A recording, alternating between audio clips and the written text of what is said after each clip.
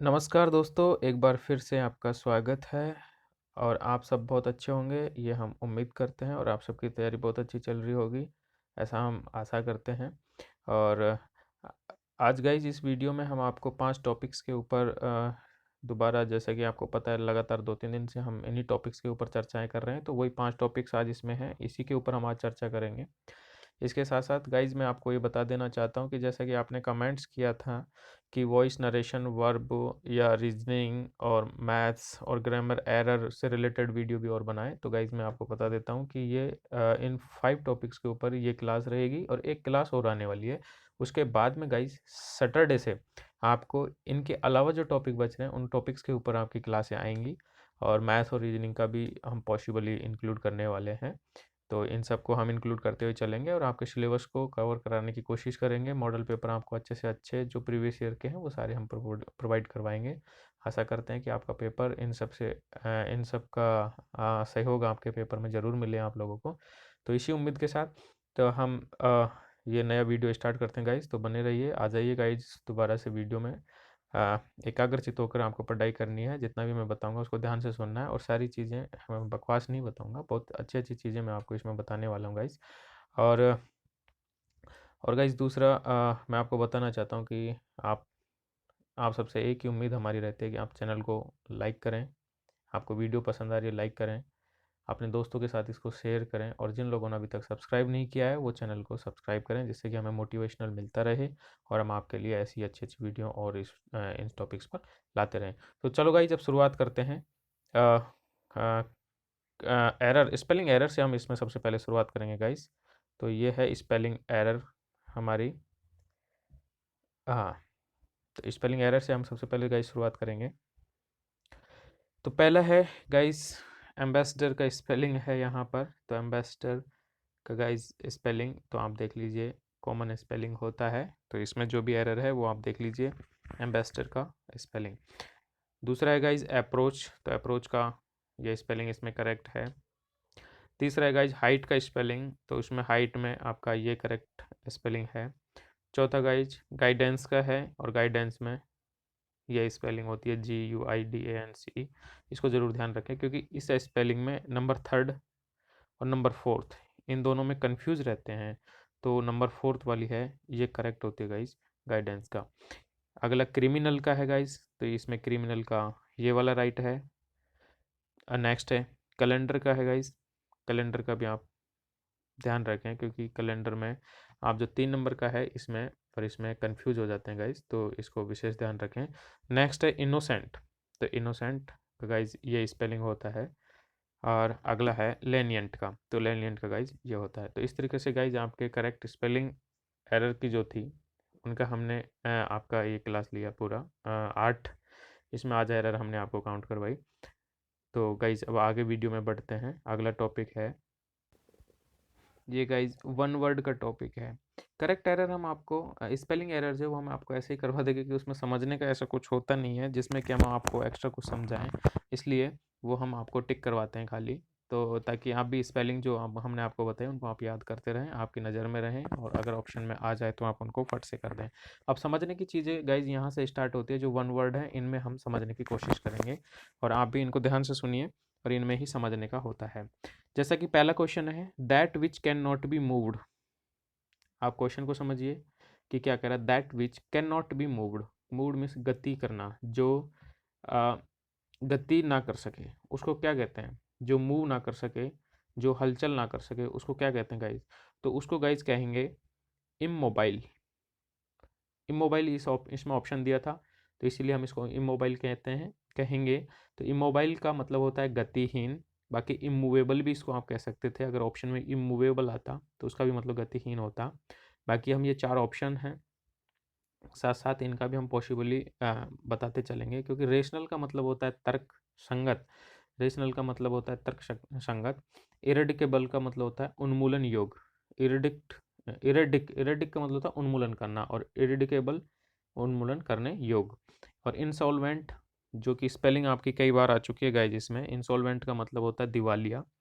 तो इस तरीके से ये एक पूरा होता है। नेक्स्ट है गाइज सेकंड नंबर पे that which can not be perceived bye touch, ये ऑप्शन इसमें नहीं है guys, ये गलत है, इसको हटा दीजिए। तो that which can not be perceived bye touch.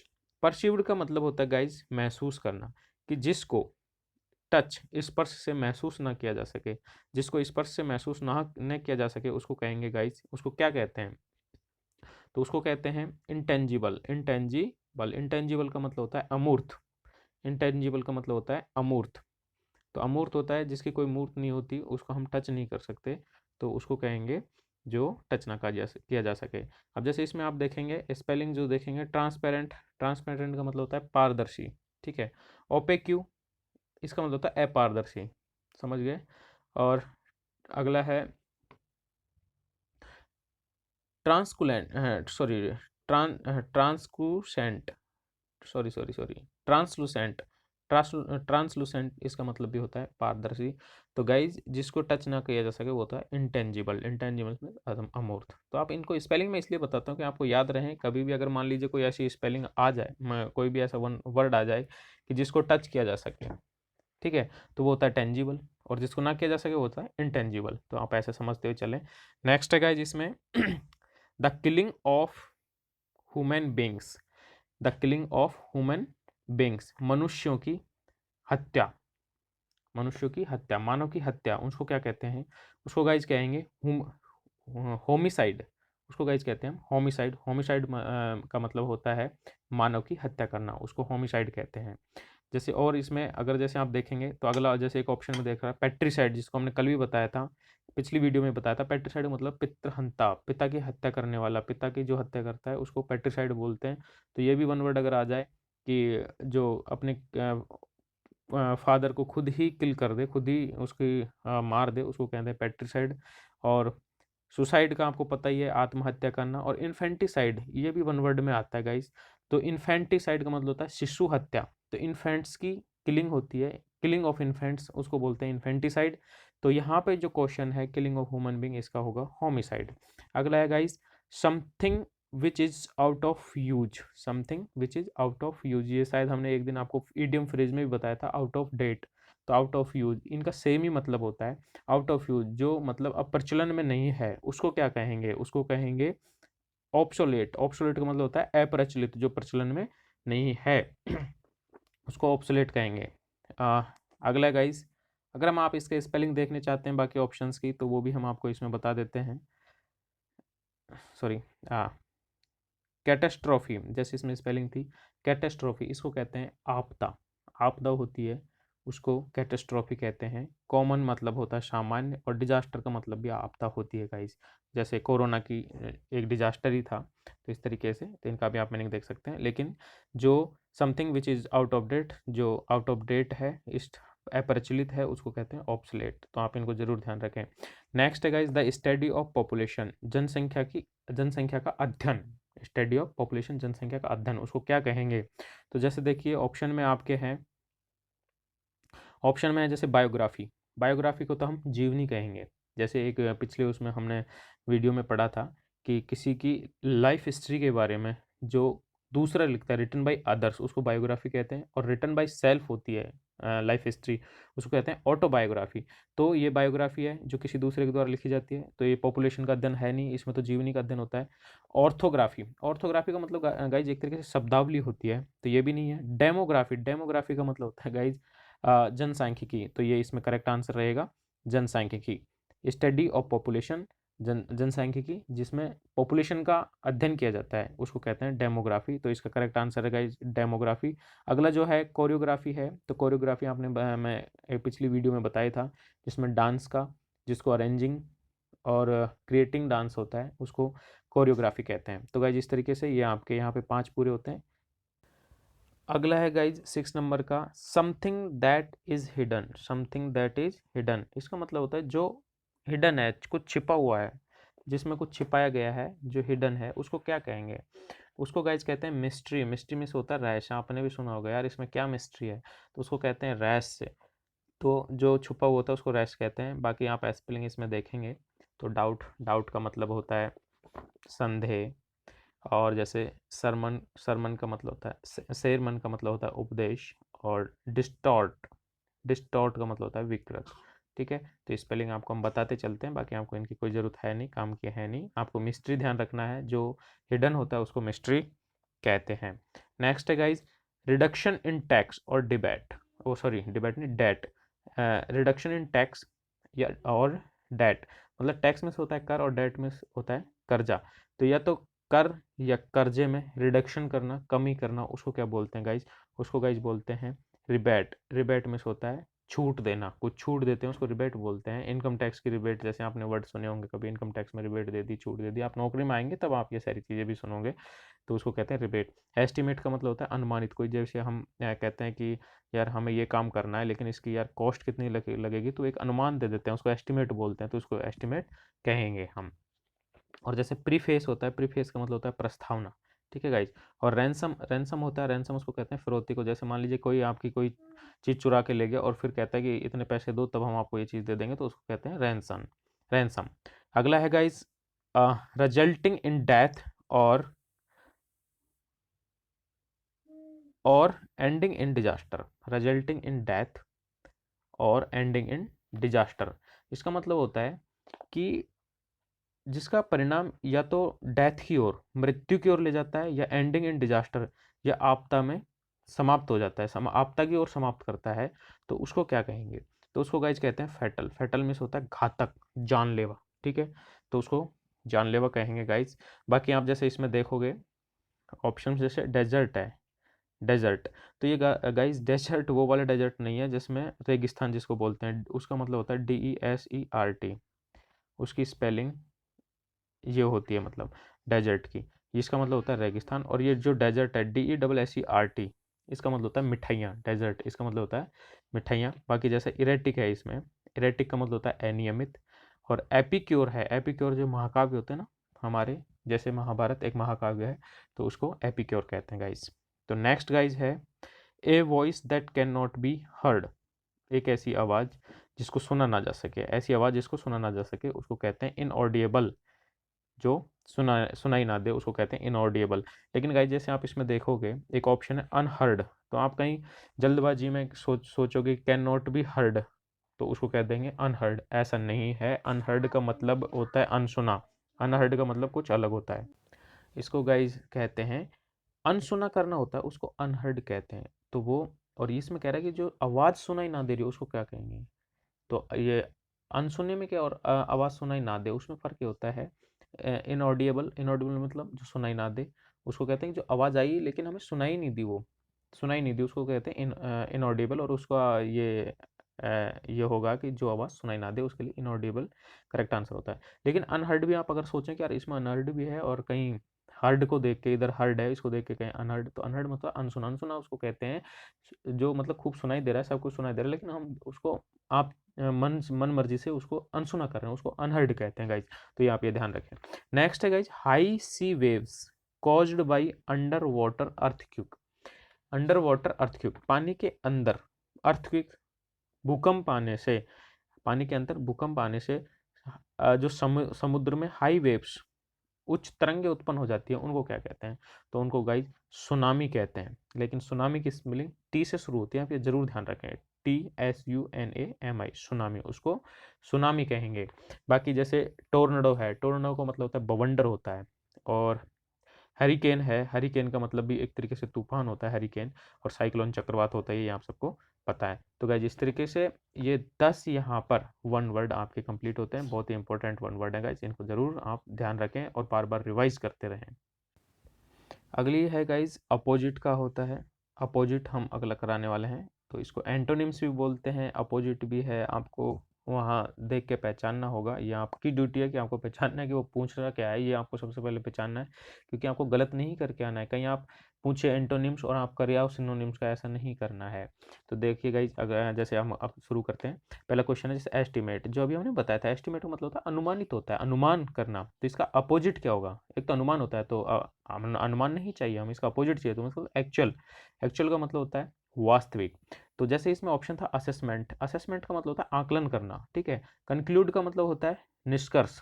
और ओपिनियन का मतलब होता है विचार या राय, आपका जो भी है, तो ये होता है। अब गाइज अगला है जैसे कंसीव, कंसीव को अगर एक तरीके से देखा जाए गाइज, आपको कोई फर्स्ट टाइम कंसीव बोलेगा तो कंसीव का मतलब होता है जैसे जब लेडीज प्रेग्नेंट होती हैं तो उसको कहते हैं गर्भ धारण करना, तो उसी का मतलब होता है कंसीव। लेकिन यहाँ पे इसका मतलब कंसीव नहीं है, यहाँ पे इसका मतलब है विचार करना। यहाँ पे कंसीव का मतलब विचार करना या किसी चीज़ को समझना, वो होता है कंसीव करना। और इसका अपोजिट अगर आप देखेंगे तो इसका अपोजिट है गाइज मिसअंडरस्टैंडिंग, मतलब गलत फहमी, ना समझना, उसको मिसअंडरस्टैंडिंग कहते हैं। बाकी जैसे एक्सेप्ट है उसका मतलब होता है स्वीकार करना, एक्सपेक्ट है उसका मतलब होता है उम्मीद रखना, और अज्यूम का मतलब होता है कि किसी चीज़ को मानना, अज्यूम करना, ये होता है। तो इसमें गाइज इसको आप ध्यान रखें, इसको थोड़ा, कंसीव का मतलब गर्भ धारण करना एक जनरल लैंग्वेज में होता है, लेकिन यहाँ पर इसका मतलब है समझना, जिसका अपोजिट होगा मिसअंडरस्टैंडिंग, गलतफहमी, ना समझदारी जो भी है। नेक्स्ट है गाइस सस्पेंड। सस्पेंड का मतलब होता है निलंबित कर देना। सस्पेंड का मतलब होता है एक तरीके से निलंबित करना।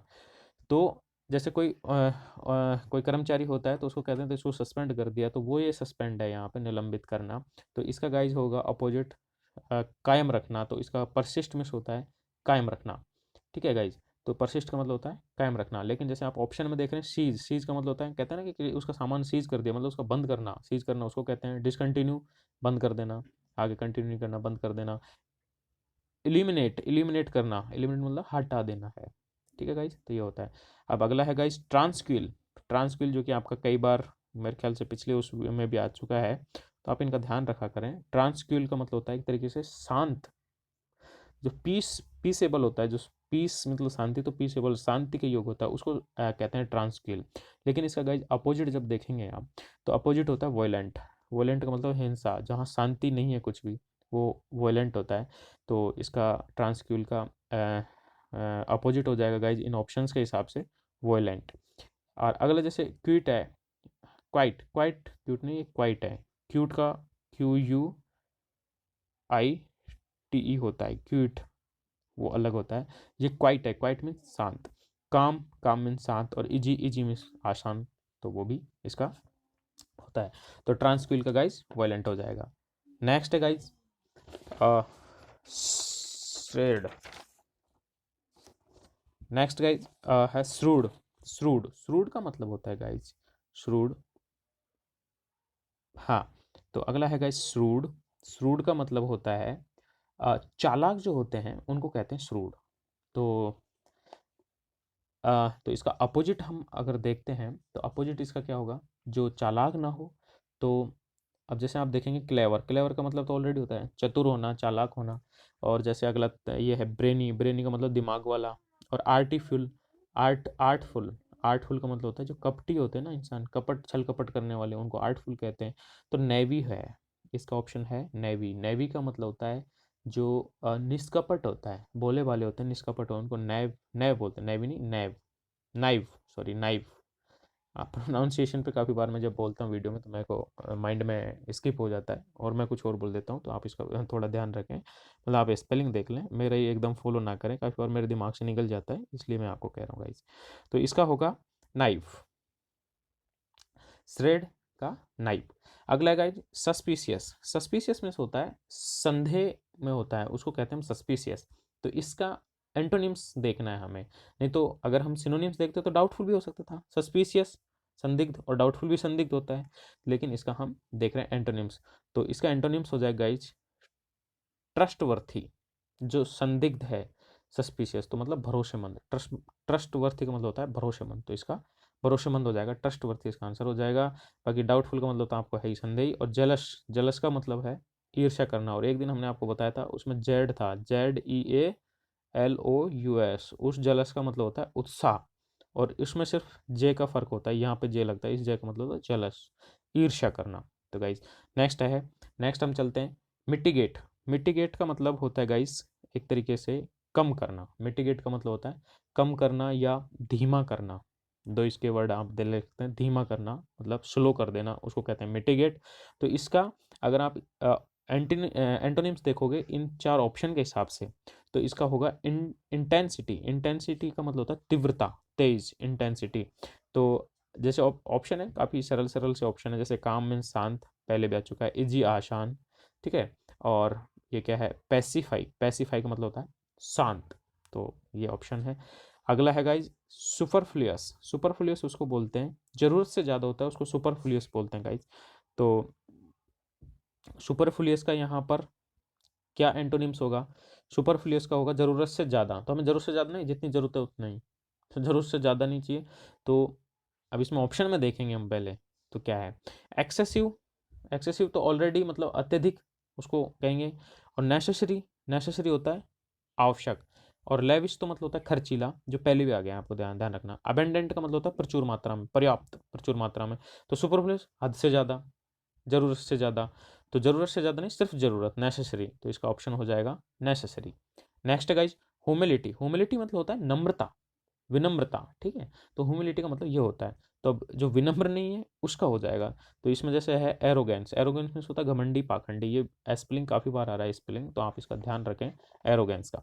तो बाकी जैसे ह्यूमिलिटी में होता है नम्रता, तो मीकनेस है इसमें, तो मीकनेस का मतलब भी नम्रता ही होता है। मीकनेस का मतलब भी होता है नम्रता। तो आप इसका सिनोनिम्स, अगर ह्यूमिलिटी का सिनोनिम्स पूछ ले और मीकनेस ऑप्शन में हो, तो मीकनेस भी इसका सिनोनिम्स हो जाता है। और साइनेस जैसे दे रखा है, साइनेस मतलब शर्मिला, जो शर्माता है उसको साइनेस। और रिजर्व का मतलब तो आपको पता है, रिजर्वेशन, रिजर्व में आरक्षित। Next guys noble, noble, noble उनको बोलते हैं जो हाई क्लास लोग होते हैं, उनको नोबेल बोलते हैं, ठीक है। तो हाई क्लास को नोबेल बोलेंगे। तो इसका अपोजिट क्या होगा? इसका अपोजिट होगा सर्वाइल। सर्वाइल मतलब होता है एक तरीके से जिसको बोलते हैं सर्वाइल। सर्वाइल का मतलब जो चापलूसी करना, गुलामी करना, जो मिडिल क्लास टाइप होते हैं उसको हम सर्वाइल कहते हैं। तो नोबेल का आपको यहाँ पर सर्वाइल इसका आंसर होगा। वेल बॉर्न, जो अच्छी, वेल बॉर्न हो, जेंटल, जेंटल का मतलब होता है आप भाई, किंगली, किंगली एक राजाशाही टाइप का, इस टाइप से होता है। तो गाइज ये यहाँ पे हमारा ये होता है। नेक्स्ट है, नेक्स्ट नेक्स्ट है गाइज एप्लॉज। एप्लॉज, एप्लॉज का मतलब क्या होता है? एप्लॉज का मतलब होता है तालियां बजाना। और तालियां कब बजती हैं? जब किसी की प्रशंसा करवाते हैं तब तालियां बजती हैं, ठीक है। तो उसको एप्लॉज कहते हैं। तो इसका अगर आप एंटोनिम्स देखेंगे, एंटोनिम्स क्या होगा? प्रशंसा करना, तो मतलब आलोचना करना। तो इसमें जैसे क्रिटिसिज्म है, तो क्रिटिसिज्म का मतलब होता है आलोचना करना।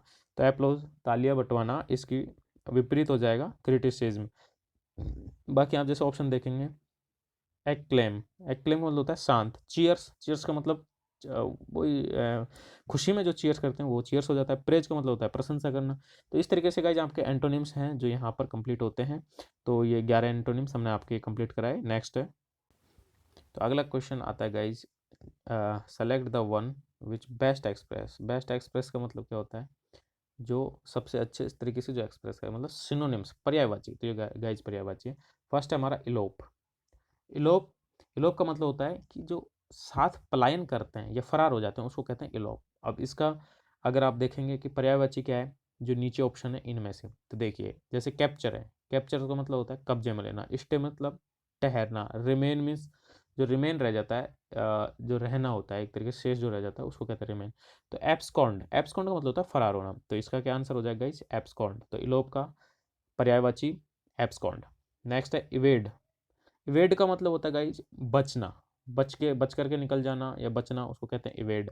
तो इवेड का आप जैसे इसमें ऑप्शन में आप जब देखेंगे, तो बाईपास, बाईपास में से होता है बचना, बच के निकलना। आप कहते हैं ना यार बाईपास रोड से चलते हैं यार, वहाँ पे मार्केट से होगा नहीं, बाईपास से चलते हैं। तो आप मतलब बाईपास से जा रहे हो, इसका मतलब आप भीड़ भाड़ से बच रहे हो या जिससे भी बच रहे हो, तो उसको बाईपास कहते हैं। तो इवेड का यहाँ पर सही आंसर क्या हो जाएगा? बाईपास। क्योंकि आगे है ऑप्शन में मीट, मीट का मतलब होता है मिलना। इंडल्ज, इंडल्ज का मतलब होता है लिप्त होना। और सीक मतलब होता है मांगना या तलाश करना किसी चीज़ को। तो इसलिए इसमें बाईपास इसका ऑप्शन हो जाएगा। Next guys, relinquish. रिलिंक्विश का मतलब होता है त्यागना या छोड़ना, उसको कहते हैं रिलिंक्विश।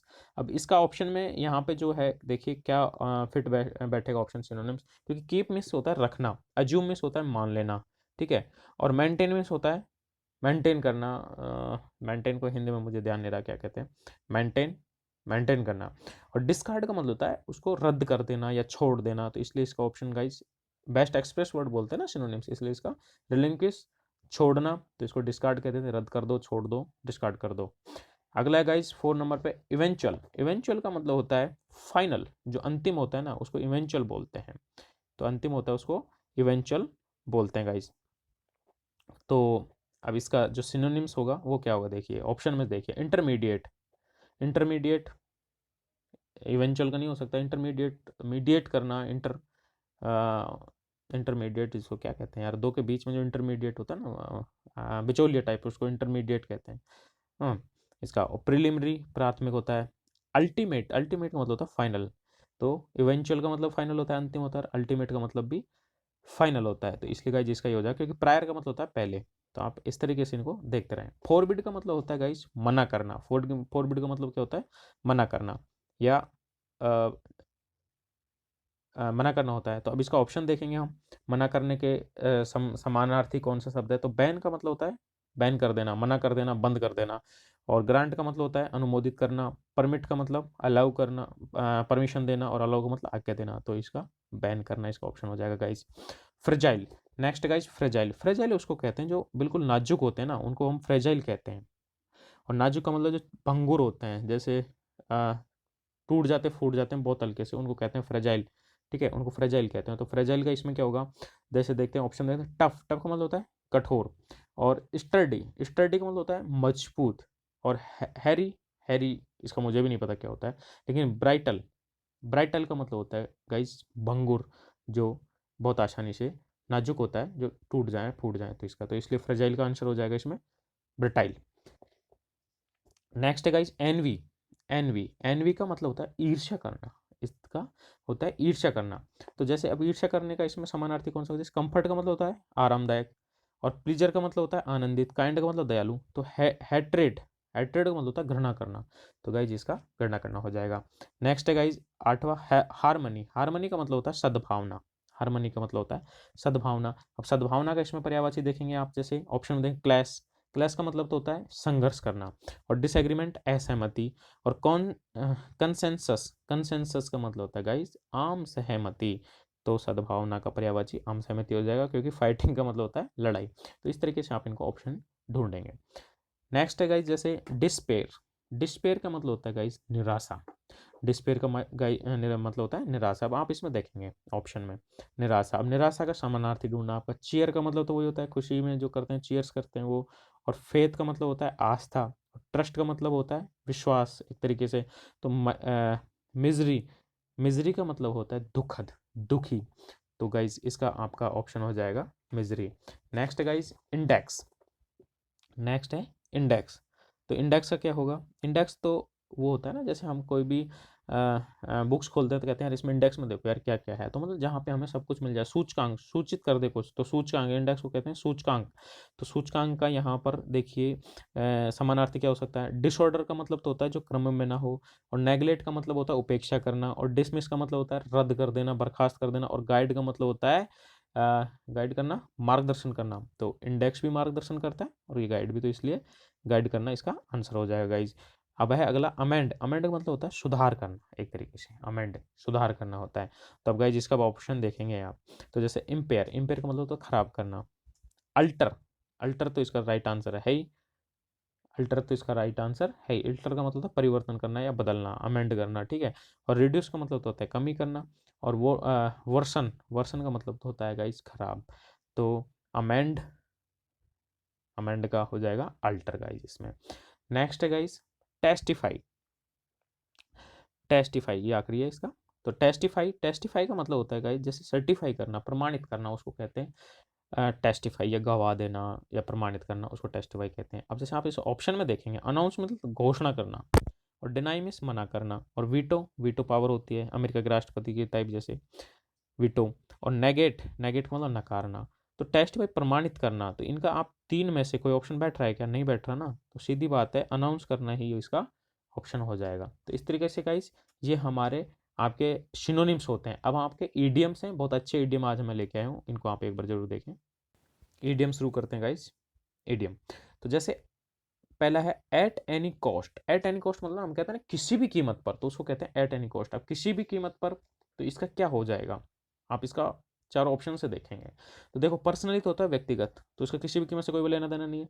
इन्हें मिजरेबल सिचुएशन, मिजरेबल वही दुखद दयनीय स्थिति में, तो इसका भी कोई नहीं है। सीक्रेटली, सीक्रेट जो उसका भी कोई गोपनीय, उसका भी कोई मतलब नहीं है।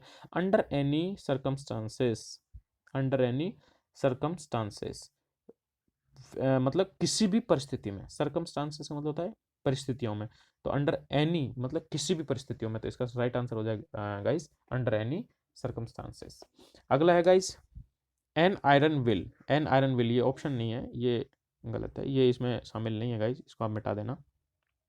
An iron will, iron will, will means होता है इच्छा और आयरन मीन्स लोहे की तरह, तो लोहे की तरह जो इच्छा होती है मतलब दृढ़ इच्छा होती है, तो उसका क्या हो जाएगा जैसे गाइस ए फिर्म ओपिनियन, ए फिर्म, फिर्म का मतलब होता है दृढ़, फिर्म का मतलब होता है दृढ़, तो ए फिर्म ओपिनियन दृढ़ राय या दृढ़ विचार, तो इसका ये आयरन विल का ये आंसर हो जाएगा, क्योंकि अगले आप ऑप्शन अगर देखते हैं, ऑप्शन आप जरूर चेक करके देखें, इडियम्स में आपका गलती नहीं होने वाला है। नो लॉन्गर इन यूज, जो यूज में नहीं है, बाई ऑल मीन्स या टू मेक सेक्रीफाइस मतलब त्याग करना, तो ये इसमें है ही नहीं गाइज। तो नेक्स्ट है गाइज हमारा, नेक्स्ट है गाइज जैसे एट द 11th आवर, मतलब 11th आवर को एक तरीके से, अब ऐसे नहीं 11वां घंटा नहीं है, 11th आवर है ये, आप तेरे इडियम है, इसको आप रट लें। एट द 11th आवर का मतलब होता है at the last moment, at the last possible, at the last possible moment, ये इसका होता है गाइज। तो एट द 11th आवर का मतलब होता है at the last possible moment, अंतिम क्षण में, बिल्कुल अंतिम क्षण में, ये होता है इसका मतलब। अगला है गाइज जैसे ए रेड लेटर डे, ए रेड लेटर डे, ये बहुत इंपॉर्टेंट होता है गाइज, बहुत बार आता है, आप इसको जरूर ध्यान रखें। ए रेड लेटर डे, तो ये एक रेड लेटर डे है ना, कोई रेड का मतलब कोई खतरा समझ के मत समझ लेना, ये एक तरीके से रेड लेटर डे होता है ना, कि अपने ऐसी कोई भी जो घटना होती है जो हमारे जीवन में बहुत अच्छी होती है हमारे लिए, और वो हमेशा यादगार होती है, उसको रेड लेटर डे बोलते हैं उस दिन को। तो इसमें अगर हम देखेंगे जैसे a day when one feel lazy, एक ऐसा दिन जब कोई है जो मतलब लेजी महसूस करता है, तो ये तो है ही नहीं गाइज, ठीक है, सुस्त महसूस करता है। अब अगला जैसे देखेंगे a day that is pleasantly not worthy और मेमोरेबल, एक ऐसा दिन जो सुखद हो, उल्लेखनीय, नॉट नॉट वर्थी मतलब सुखद, उल्लेखनीय हो या मेमोरेबल हो या मतलब यादगार हो, तो इसका गाइज यही ऑप्शन हो जाएगा। क्योंकि आप अगला ऑप्शन देखेंगे तो वो देखेंगे ए शोरोफुल डे, दुखद दिन, ये नहीं है। अगला देखेंगे जैसे most dangerous day of one's life, किसी की ज़िंदगी का बहुत ही खतरनाक दिन, तो ये भी नहीं होता, तो इसलिए आप इसमें कंफ्यूज मत हो जाना कि ये रेड लेटर डे है या रेड का निशान है, तो इसका मतलब ये कहीं हम इसको कर दें कि most dangerous day of life, मतलब किसी की लाइफ का बहुत खतरनाक दिन, तो ऐसे नहीं समझना है इसको, रेड लेटर डे होता है मतलब जब बहुत अच्छा महसूस करता है किसी दिन बंदा, वो मेमोरेबल रह जाता है, यादगार रह जाता है, तो इसलिए गाइज इसको मैं आपको रिपीट करा रहा हूँ, और स्पेशली मैं आपको इसको बोल रहा हूँ कि आप इसको याद रखें, ये बहुत इंपॉर्टेंट है ये चीज़, और ये वर्ड बहुत इंपॉर्टेंट है, मैं अपनी तरफ से स्पेशली आपको इसको बोल रहा हूँ कि आप इसको ज़रूर याद रखें।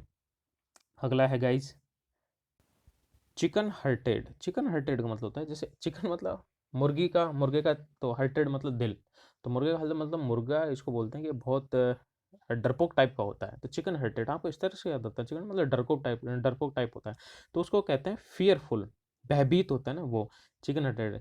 तो अगर जैसे आप इसमें पढ़ोगे ना और ऑप्शन देखोगे तो जैसे ओबीडियंट है, तो आज्ञाकारी, चिकन हर्टेड का क्या मतलब हुआ, जिसका जैसे जिसका दिल एक चिकन के मतलब मुर्गे का जैसा हो, मतलब, तो उसको आगे कर थोड़ी ना कहेंगे।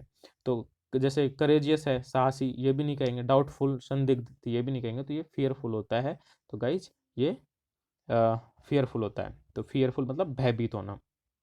अगला है guys draw a line, draw a line, एक लाइन खींच देना, ड्रा ए लाइन, कह दिया कि यार मैंने लकीर है, मेरी पत्थर की लकीर है, तो ड्रा ए लाइन, तो इसका मतलब होता है टू फिक्स ए लिमिट, एक लिमिट फिक्स कर देना, ये होता है। क्योंकि आप इसके ऑप्शन आ गया, आप जैसे पढ़ेंगे तो to be able to read and write, लिखने और पढ़ने में जो योग्य हो, टू मेक सेक्रीफाइस, त्याग करना, टू डिसीव, धोखा देना, तो ये सारे होना नहीं है, तो ये है टू फिक्स ए लिमिट, ये भी ड्राई लाइन, ये भी इंपॉर्टेंट है, टू फिक्स लिमिट, तो आप इसको याद रखें गाइज, ये भी मेरी तरफ से आपको रिकमेंड करता हूँ मैं, एग्जाम की दृष्टि से बहुत है। अब अगला है जैसे ओवर हेड एंड ईयर्स, जो सिर और कानों के ऊपर से हो, तो ऐसे आपको ये नहीं है कि इनका एग्जैक्ट मीनिंग नहीं होता, आपको थोड़ा सा अनुमान लगाना कि यार जो सिर और कानों के ऊपर हो, मतलब सिर और कान मतलब दोनों के ऊपर कंप्लीट हो गया, मतलब पूर्णतः है, सिर और कानों पर ढक गया एक तरीके से, तो कंप्लीटली हो गया ना, तो हो गया कंप्लीटली, तो इसका कंप्लीटली होता है नियरर, नहीं होता, निकट होता है, नियरर का मतलब अलर्ट, सावधान, और ऑब्सोलेट है, प्रचलित होते हैं, आपको पता है, तो इसका मतलब होता है कंप्लीटली, तो ओवर हेड एंड ईयर्स, जो सर और कानों को ढक दे, ओवर मतलब ढक दे, उसको क्या कहते हैं, कंप्लीट हो गया भाई, अपना कंप्लीट जुगाड़ है, तो इसको कंप्लीटली आप इसको याद रखना है। नेक्स्ट है guys, on one's guard, on one's guard. तो ऑन वंस गार्ड को आप क्या कहेंगे गाइज, किसी का, ऑन वंस गार्ड का मतलब हो जाएगा कि किसी को, किसी के पहरे पर होते हैं, जब आप किसी के मान लीजिए गार्ड हैं, तो गार्ड किसी की कर रहे हैं, तो उसको क्या कहेंगे, तो उसको कहेंगे टू बी केयरफुल, सावधान रहना। अगर आप किसी के गार्ड हैं तो आपको 24 घंटे सावधान रहना पड़ेगा, ये सीधी बात है। तो टू वंस गार्ड, तो इसका मतलब हो गया टू बी केयरफुल, मतलब सावधान रहना। बाकी और जब आप इसमें ऑप्शन देखते हैं, जैसे अबाउट टू फॉल, जैसे गिरने ही वाला, तो गार्ड कोई गिरने वाला थोड़ी ना होता है। To be not in proper order, जो प्रॉपर क्रम में ना हो, तो उसको गार्ड थोड़ी ना कहेंगे। कॉज ऑफ समबडी, किसी के, किसी का कारण, तो ये भी नहीं होगा। तो इस तरीके से गाइज। अब दूसरा मैं आपको एक इसमें मैंने दो ये जो दो ये जोड़े हैं 9 और 10, ये मैंने दो जोड़े हैं, स्पेशली मैंने अलग से इसलिए जोड़े हैं आपको, क्योंकि कोई ज़रूरी नहीं है कि आपके इसी टाइप से आए। जैसे मैंने बताया वन ऑन्स गार्ड, ऐसा भी कोई ज़रूरी नहीं है, आपको वो घुमा के भी पूछ सकता है, और वो ईडियम फ्रेज पूछ सकता है, तो वो सेंटेंस में दे सकता है। तो आपको सेंटेंस में जब देगा ना, तो आपको सेंटेंस से ज़्यादा मतलब नहीं रखना गाइज। जैसे अब इसमें दिया अगला, मैंने इसीलिए ये स्पेशली लिया, और आप इनको स्पेशली इन दोनों को नोट करें और इन दोनों का अभ्यास भी करें कि इस टाइप के भी आ सकते हैं आपके माइंड में, इसलिए मैं कि कहीं आप देख के कि इस टाइप से आ जाए और आप घबरा जाएं कि यार इस टाइप का तो हमने देखा ही नहीं था, तो इसलिए मैंने स्पेशली कहा है, स्पेशली कहा है। जैसे अब इसमें एक सेंटेंस दिया है कि आ, कि Sachin is an indifferent student, Sachin एक इनडिफरेंट स्टूडेंट है, मतलब कि उदासीन है, इनडिफरेंट बोलते हैं उदासीन, वो है। He is often all at sea, वह मतलब ऑफन प्राय कैसा दिखता है कि ऑल एट सी, मतलब पूरा ऐसा दिखता है समुद्र में हो, है ना। तो हमें इनसे कोई मतलब नहीं है कि ये क्या कह रहा है, इससे सिर्फ भावनाएं समझनी है हमको इसकी।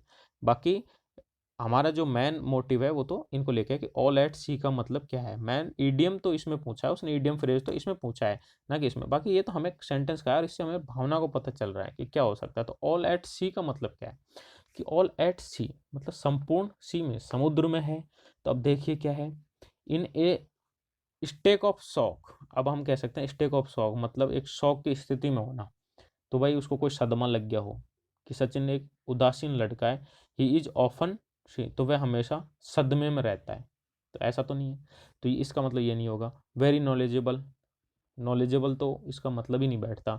डेंजर, खतरे का भी इसमें नहीं बैठता। कंप्लीटली कन्फ्यूज्ड एक वर्ड है, तो इसका मतलब वो पूर्णतः कंफ्यूज है। तो इसका ऑल एट सी का मतलब होता है पूर्णतः कंफ्यूज होना, मतलब आप क्लियर नहीं हो, आप कंफ्यूज हो, तो उसको कहेंगे कंप्लीटली कंफ्यूज्ड। तो ये आपको डायरेक्ट क्वेश्चन ऐसे भी आ सकता है कि all at sea, all at sea में भी ये आ सकता है कि जैसे यहाँ, जैसे मैंने 8 नंबर पर लिख रखा है, इसके जगह दे दे ऑल एट सी। अगर डायरेक्ट ही आ जाए तो ऑप्शन में आपको कहीं ना कहीं इस टाइप का वर्ड मिलेगा, कंप्लीटली कंफ्यूज्ड, है ना। लेकिन आपको ऐसे इस टाइप से भी वो दे सकता है गाइस। तो आपको ये नहीं पढ़ना है कि यार ये जो यहाँ से यहाँ तक जो दे दिया है ये क्या बलाए दे दी, तो आपको इससे कोई डरना नहीं है। आपको ये अंडरलाइन करके देगा ये डेफिनेट है, या बोल्ड करके देगा तो वो लिख देगा कि जो बोल्ड हो रखा है या अंडरलाइन हो रखा है उसका आपको ईडियम बताना है।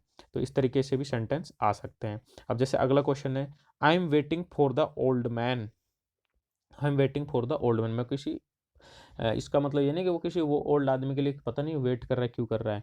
टू किक द बकेट, ये है मैन, तो टू किक द बकेट, तो टू किक द बकेट है ये है, और ये बोल्ड करके ऐसे हाईलाइट करके या फिर उसको अंडरलाइन करके दे देगा, या बोल्ड करके उसमें लिख देगा कि जो शब्द देना है आपको। तो ये छोड़ पढ़ ये थोड़ी आपको देख लेना है। तो इस टाइप से सेंटेंस दे सकता है। तो uh I am waiting for the old man to kick the bucket so that I can get his money, मैं उस वृद्ध आदमी की के लिए किक द बकेट मतलब बाल्टी में किक मारने का इंतजार कर रहा हूँ, सो that I can get his money की, ताकि मैं उसका जो सारा धन है वो प्राप्त कर सकूं। तो ये है इसका मतलब एक तरीके से। तो अब इसका, अब इसमें ईडियम यूज कर दिया, तो वो उस आदमी का किसका वेट कर रहा है, तो टू कंक्लूड, तो टू कंक्लूड का मतलब होता है समाप्त करना। तो ये कि समाप्त करना मतलब मारना वाला नहीं है, ये समाप्त करना, जैसे मैं आपकी क्लास ले रहा हूँ तो सर कहेंगे यार सर कंक्लूड कर दो क्लास को, मतलब आप इसको समाप्त कर दो, फाइनली आप क्या कहना चाहते हो फाइनल कर दो, इसका ये होता है। लेकिन to kick, kick the bucket का मतलब ये नहीं होता। टू किल, किल का मतलब होता है मारना, तुम मारोगे नहीं उसको। तो किक द बकेट, बाल्टी को किक मारना एक तरीके से, तो उसको आप मार, यहाँ टू किल नहीं करना है, उसको मारना नहीं है, ये भी नहीं। टू डाई, वो वेट कर रहा है ना, ये कह रहा है ना वेट कर रहा है, तो वो मरने का इंतजार कर रहा है उसका, जिससे कि उसका सारा धन उसका हो जाए। तो टू किक द बकेट का मतलब होता है टू डाई, टू डाई। और अगला जैसे है टू एब्जॉल्व। टू एब्जॉल्व का मतलब होता है दोष से मुक्त कर देना, तो टू एब्जॉल्व होता है इसका मतलब। तो लेकिन यहाँ पर आपको इस पे ध्यान देना है, टू किक द बकेट। तो किक द बकेट का मतलब होता है टू डाई, मरना, मरने का वो वेट कर रहा है जिससे कि उसका सारा धन उसका हो जाए। तो इस प्रकार गाइज आपके ये पूरे यहाँ पे जो हमारे 5 टॉपिक है वो कंप्लीट होते हैं। उम्मीद है आपको बहुत अच्छे नॉलेजेबल ये लगे होंगे और आपको अच्छे से याद भी हो जाएंगे, जैसा कि मैंने पूरा समझाने की कोशिश करी है। मैं चाहता हूँ कि आप एक अप्रोच कर पाएँ क्वेश्चन को। तो इसी के साथ गाइज पहले ही वीडियो ऑलरेडी बहुत बड़ी हो चुकी है, फिर भी आखिर में मैं गुजारिश करता हूँ आपसे कि अगर आपको वीडियो अच्छी लगी हो तो आप वीडियो को लाइक करें, अपने दोस्तों के साथ इसको शेयर करें, और जिन्होंने अभी तक चैनल को सब्सक्राइब नहीं किया है वो चैनल को ज़रूर सब्सक्राइब कर लें। और एक घोषणा मैं कर रहा हूँ कि आपको कि सैटरडे से आपकी जो रिक्वेस्ट आई मेरे यहाँ पे, आपने कमेंट किया था कि कि सर आप क्लास लेके आएँ, इन इन टॉपिक्स पे लेके आएँ, इन 5 टॉपिक्स के अलावा और पे भी लेके आएँ, ग्रामर पे लेके आएँ, ग्रामर एरर होती है उनके ऊपर लेके आएँ, नरेशंस वगैरह के ऊपर, वॉइस के ऊपर, तो एक्टिव वॉइस, पैसिव वॉइस, इन सब के ऊपर, और जो फिल इन द ब्लैंक्स हैं उनके ऊपर। तो सारी मैं क्लास सैटरडे को गाइज मैं लेके आऊँगा, क्योंकि मेरे को इतना टाइम नहीं हो पाता, तो सैटरडे को मैं सारी आपको करूँगा, और 2-3 क्लास मैं सैटरडे और संडे आपको एक्स्ट्रा देने की कोशिश करूँगा। तो गाइज इसी के साथ आप सबको फाइनली एक बार फिर से थैंक यू सो मच। और आप वीडियो में बने रहें, क्योंकि मेरी मोस्टली वीडियो है वो मैं रात को रिकॉर्ड करता हूँ, और रात को ही आती है 11 बजे, 11 या 12 के बीच में आती है गाइज। तो आप इस चीज़ का ध्यान रखें। तो thank you so much guys, video को देखने के लिए एक बार फिर आपका बहुत बहुत धन्यवाद। Thank you very much. हाँ गाइज, एक एक और मैं बात आपको बताना भूल गया था कि आपको जो ये मैं वीडियो जितने भी रिकॉर्ड हो रहे हैं, तो आपको अगर इसका पीडीएफ चाहिए तो इसका हम पीडीएफ बिल्कुल आपको प्रोवाइड करवाएंगे। ये आपको पीडीएफ हमारे टेलीग्राम चैनल पे मिलेगा। इसके लिए आपको हमारा टेलीग्राम चैनल है, वो आप इसको ज्वाइन कर लीजिएगा। उसका लिंक हम जो डिस्क्रिप्शन में दे देंगे। तो वहाँ पे आपको हर जो वीडियो में जो आपको कंटेंट पढ़ाया जाता है उसका पीडीएफ आप ज़रूर वहाँ से मिलेगा आपको। हो सकता है थोड़ा लेट मिले, 2 या 3 दिन लग जाएंगे, तो 2-3 दिन के बाद हम मतलब उस पर अपडेट कर देंगे उसको। तो आप वहाँ से जाके ये आप डाउनलोड कर सकते हैं और आप अपनी तरीके से तैयारी कर सकते हैं। और आप सबको नोट करके रखें, जो मैं आपको हिंदी में बताता हूँ वो सारी चीज़ें यहाँ पर नोट करके रखें। लिंक डिस्क्रिप्शन में दे देंगे, आप चैनल को ज्वाइन कर लीजिएगा। तो thank you so much guys again, आपका बहुत बहुत स्वागत है, और फिर कल फिर हाजिर होंगे एक नई वीडियो के साथ। तब तक के लिए सफ़ा खैर, सफ़ा खैर, गुड नाइट, शुभ रात्रि। और जिनको दिन में देख रहे हैं उनको शुभ दिन, शाम को देख रहे हैं उनको गुड इवनिंग, और मॉर्निंग में देख रहे हैं उनको good evening, good morning, sorry. तो गुड मॉर्निंग। तो thank you guys, thank you.